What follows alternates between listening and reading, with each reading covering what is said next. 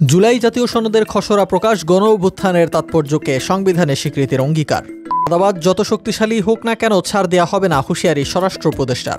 সমন্বয়কদের চাঁদাবাজির খবরে বেদনায় নীল হয়ে গিয়েছেন মির্জা ফখরুল। জুলাইকে মানি মেকিং মেশিনে পরিণত করা হয়েছে ফেসবুক লাইভে উমামা ফাতেমা। জুলাই আন্দোলন সম্পর্কিত কোনো শোতে আমাকে ডাকবেন না, ক্ষোভ কথা কগানের সেজানের। দেশের সবচেয়ে সুদর্শন পুরুষ অ্যাডলফ খান সামাজিক যোগাযোগ মাধ্যমে সয়লাভ। জুলাই জাতীয় সনদের খসড়া প্রকাশ করেছে ঐকমত্য কমিশন। ইতোমধ্যেই তা পাঠানো হয়েছে রাজনৈতিক দলগুলোর কাছে, যেখানে ২৪-এর গণ-অভ্যুত্থানের তাৎপর্যকে সংবিধানে স্বীকৃতির অঙ্গীকার করার কথা বলা হয়েছে। পাশাপাশি জুলাই জাতীয় সনদ ২০২৫ বাস্তবায়নের প্রতিটি ধাপে আইনি ও সাংবিধানিক সুরক্ষার পূর্ণ নিশ্চয়তা বিধান করতে বলা হয়েছে। উল্লেখ করা হয়েছে, ১.৫ দশকে স্বৈরাচারী আওয়ামী লীগ সরকার জনস্বার্থের বিরুদ্ধে ক্ষমতাকে কুক্ষিগত করার উদ্দেশ্যে সংবিধানের বিকৃতি সাধন, বিভিন্ন নিবর্তনমূলক আইন প্রণয়ন সহ নানা অপকর্ম করেছে। এই পটভূমিকায় ২০২৪ সালের জুলাই আগস্টে শিক্ষার্থীদের নেতৃত্বে বৈষম্যবিরোধী আন্দোলনে বিপুল ছাত্র জনতার অংশগ্রহণের ফলে এক অভূতপূর্ব সফল গণ-অভ্যুত্থান সংঘটিত হয়। এমন অবস্থায় জনগণের মননে রাষ্ট্র কাঠামো পুনর্গঠনের একটি প্রবল অভিপ্রায় সৃষ্টি হয়েছে।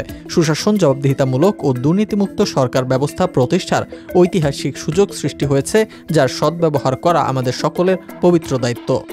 চাঁদাবাজিকে কোনোভাবেই প্রশ্রয় দেওয়া হবে না। চাঁদাবাজ যত শক্তিশালী হোক কিংবা যে পরিচয় দেয়া হোক, কোনো ছাড় দেওয়া হবে না। এবার এমন হুঁশিয়ারি দিয়েছেন স্বরাষ্ট্র উপদেষ্টা জাহাঙ্গীর আলম চৌধুরী। বলেন, গুলশানের চাঁদাবাজদের আমরা ছাড় দেইনি, কাউকেই ছাড় দেওয়া হবে না। কেউ কেউ সমন্বয়ক পরিচয় দিয়ে চাঁদাবাজি করছে, এ বিষয়ে দৃষ্টি আকর্ষণ করলে স্বরাষ্ট্র উপদেষ্টা বলেন, আমি তো বললাম কাউকে ছাড় দেওয়া হবে না, যত পরিচয় দেওয়া হোক না কেন কাউকেই ছাড় দেওয়া হবে না। আগামী নির্বাচন প্রসঙ্গে তিনি বলেন, নির্বাচন সামনে রেখে আগস্ট থেকে ধাপে ধাপে আইনশৃঙ্খলা বাহিনীর সদস্যদের প্রশিক্ষণ দেওয়া হবে। সমন্বয়কদের চাঁদাবাজির খবর দেখে বেদনায় নীল হয়ে গিয়েছি। পত্রিকার পাতা খুলেই মনে হলো বেদনায় একেবারে নীল হয়ে গেছি। এভাবেই নিজের প্রতিক্রিয়ার কথা জানালেন মির্জা ফখরুল ইসলাম আলমগীর। প্রশ্ন তোলেন, এই কি পরিণতি? এটিই কি আমরা চেয়েছিলাম? দেশের মানুষ কি এটা চেয়েছিল? এত তাড়াতাড়ি যদি এই ঘটনা ঘটে, ১ বছরও হয়নি, তাহলে আমাদের ভবিষ্যৎ কি? গণমাধ্যমের প্রতি আহ্বান জানিয়ে বলেন, প্লিজ কালোকে কালো বলবেন, সাদাকে সাদা বলবেন এবং যার যে অবদান আছে সেটাকে স্বীকার করবেন। বৈষম্যবিরোধী ছাত্র আন্দোলনের সঙ্গে থাকাটা নিজের জীবনের একটা ট্র্যাজিক ঘটনা ছিল। একটি পক্ষ জুলাইকে মানি মেকিং মেশিনে পরিণত করেছে। সম্প্রতি ফেসবুক লাইভে এসে এমন কথাই জানিয়েছেন বৈষম্যবিরোধী ছাত্র আন্দোলনের সাবেক মুখপাত্র উমামা ফাতেমা।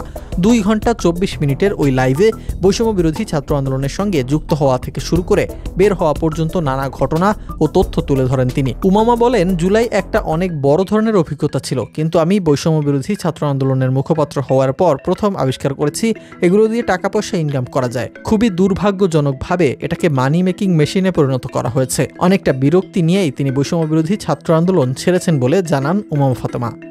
জুলাই আন্দোলন সম্পর্কিত যে কোনো শো এর ব্যাপারে আমার সাথে কোনো যোগাযোগ করবেন না। এবার ক্ষুব্ধ হয়ে এমন বার্তা দিলেন জুলাইয়ের কথা গানের র্যাপার সেজান। বলেন, আন্দোলনে ছাত্র জনতার সমর্থনে সর্বপ্রথম দাঁড়ায় বাংলাদেশ হিপ হপ কমিউনিটির র্যাপাররা। আমাদের গ্রাফিতি আর্টিস্টরাও সেখানে মুখ্য ভূমিকা রাখে। কিন্তু বছর ঘুরতে না ঘুরতেই জুলাই সম্পর্কিত যেসব অনুষ্ঠান অনুষ্ঠিত হয়েছে সেখানে র্যাপ বা হিপ হপ আর্টিস্টদের প্রাধান্য নেই বললেই চলে। আমরা কিছু জায়গায় পারফর্ম করেছি, অধিকাংশ জায়গায় মনে হয়েছে আমরা জোর করে আসছি।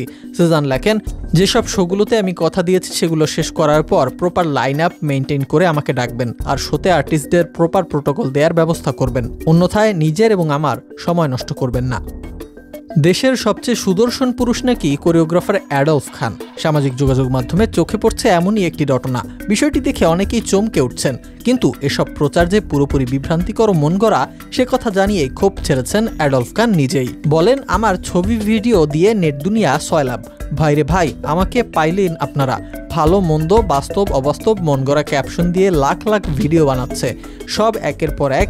সম্প্রতি একটি সম্মাননা পেয়েছেন তিনি, তবে সেটা কোনো সুদর্শন পুরুষ হওয়ার কারণে নয়, বরং কোরিওগ্রাফিতে অবদান ও স্টাইলিং দক্ষতার স্বীকৃতি হিসেবে পেয়েছেন স্টাইলিশ ফ্যাশন ডিরেক্টর অ্যাওয়ার্ড। সেটিকে বিকৃত করে সামাজিক যোগাযোগ মাধ্যমে ছড়িয়ে দেওয়া হয়েছে।